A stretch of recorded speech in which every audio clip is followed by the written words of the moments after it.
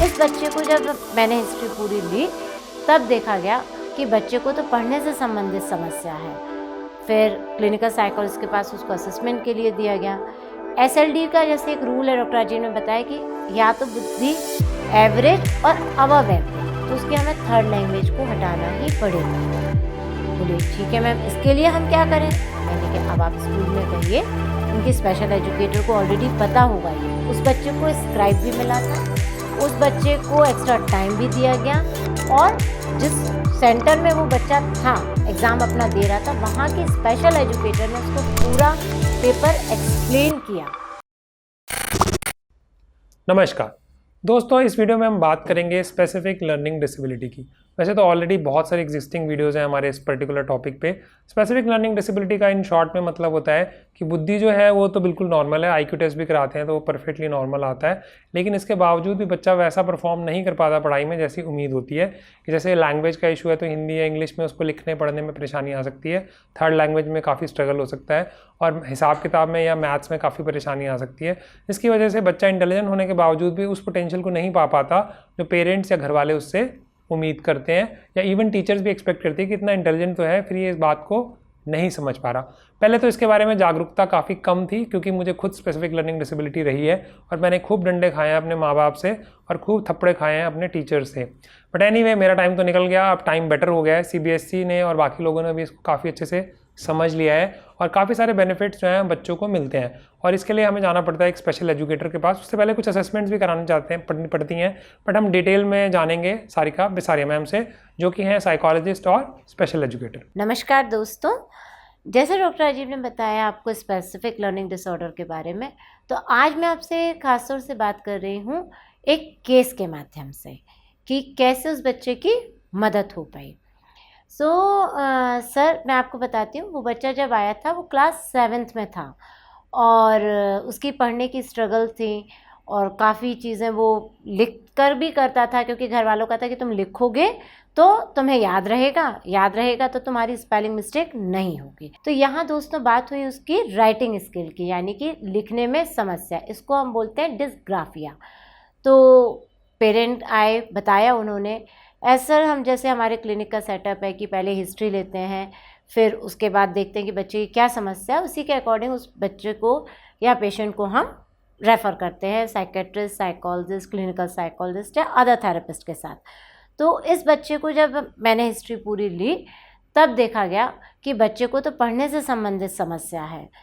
फिर clinical psychologist के पास उसको असेसमेंट के लिए दिया गया।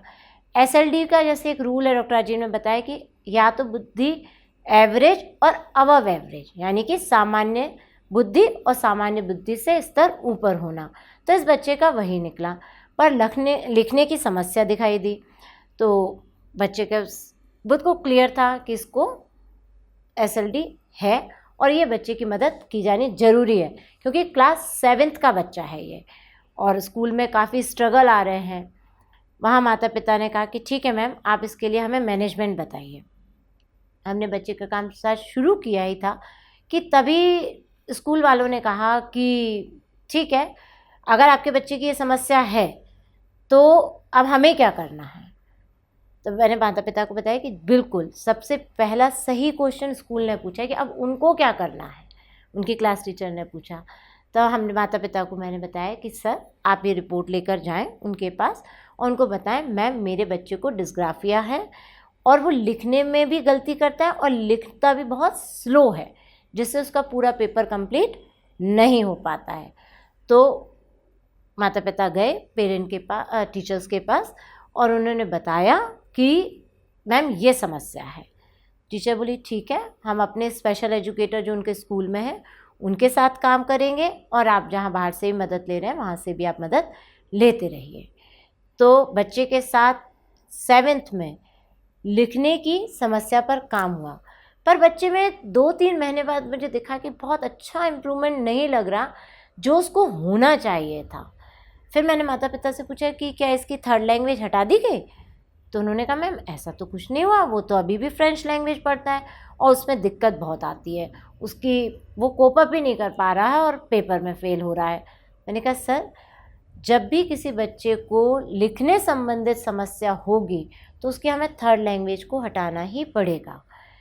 बोले ठीक है मैम, इसके लिए हम क्या करें? मैंने कहा अब आप स्कूल में कहिए, उनके स्पेशल एजुकेटर को ऑलरेडी पता होगा ये, तो मदद लीजिए, क्योंकि वो हो सकता है वो भी ट्राई कर रहे हों कि बच्चा इसी लेवल पर इंटेलिजेंट बच्चा है, तो हो सकता है थर्ड लैंग्वेज की उसकी ना हटाकर भी मदद की जाए। पर बच्चे ने कहा इतने महीनों के बाद भी उसमें कोई फ़र्क नहीं दिख रहा, उसकी समस्याएं वैसी ही है। तब बोले ठीक है मैम, हम जाएंगे स्कूल में, पेरेंट के साथ बात करेंगे। पेरेंट्स गए, टीचर के साथ बात करी, फिर उस बच्चे की थर्ड लैंग्वेज हटा दी गई। अगले 3 से 6 महीनों के बीच में जो उस बच्चे के साथ काम किया गया और थर्ड लैंग्वेज का ओमेशन आया, तब वो बच्चा अपनी हिंदी लैंग्वेज और इंग्लिश लैंग्वेज जो उसकी स्पेलिंग की मिस्टेक हो रही थी उसमें इम्प्रूवमेंट होना शुरू हो गया।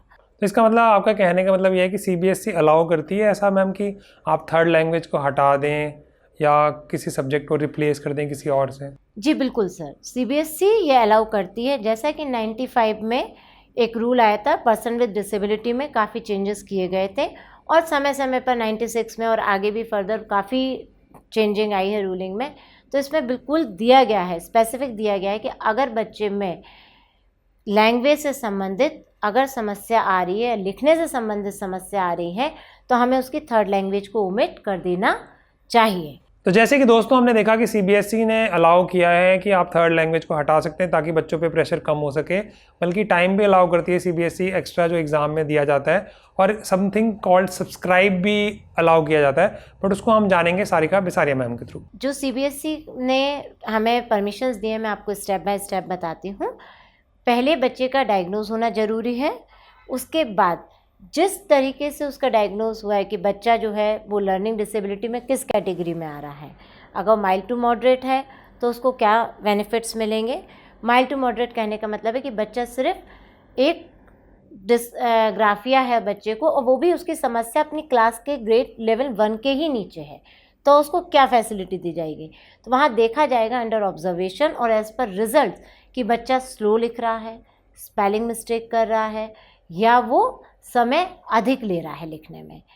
तब यहाँ पर हम लिखेंगे कि रिपोर्ट में भाई बच्चे की समस्या है कि बच्चे को अधिक समय लगता है लिखने में। नियम है सीबीएसई के द्वारा कि अगर 1 आवर का पेपर है तो हमें 15 मिनट एक्स्ट्रा मिलेंगे, 2 आवर्स का पेपर है तो 30 मिनट एक्स्ट्रा मिलेंगे, और 3 आवर्स का पेपर है तो पूरा 1 आवर यानी कि 60 मिनट उस बच्चे को एक्स्ट्रा दिए जाएंगे लिखने के लिए, और साथ में उसको पेपर भी एक्सप्लेन किया जाएगा। कहने का मतलब है कि उसको पेपर क्वेश्चन रीड करके दिया जाएगा, क्वेश्चन का मतलब समझाया जाएगा, और फिर बच्चा उस पेपर को लिखे। तो हम सब सब्सक्राइब की बात होती है कई बार, वो क्या होता है? क्योंकि इस बच्चे में भी सब्सक्राइब अल्टीमेटली अलाउ किया गया था। सर ऐसे ना आपकी एसएलडी थोड़ी सी देखने में मुझे भी समझ में आ गया, हर बार कहते हैं, तो सर पहले मैं आपको करेक्ट करूँगी, ये सब्सक्राइब नहीं होता है, इसमें हम कहते हैं स्क्राइब। स्क्राइब का मतलब है दोस्तों, बच्चा बोलेगा और अगला व्यक्ति लिखेगा, पर अगला व्यक्ति कौन होगा इसका एक नियम है।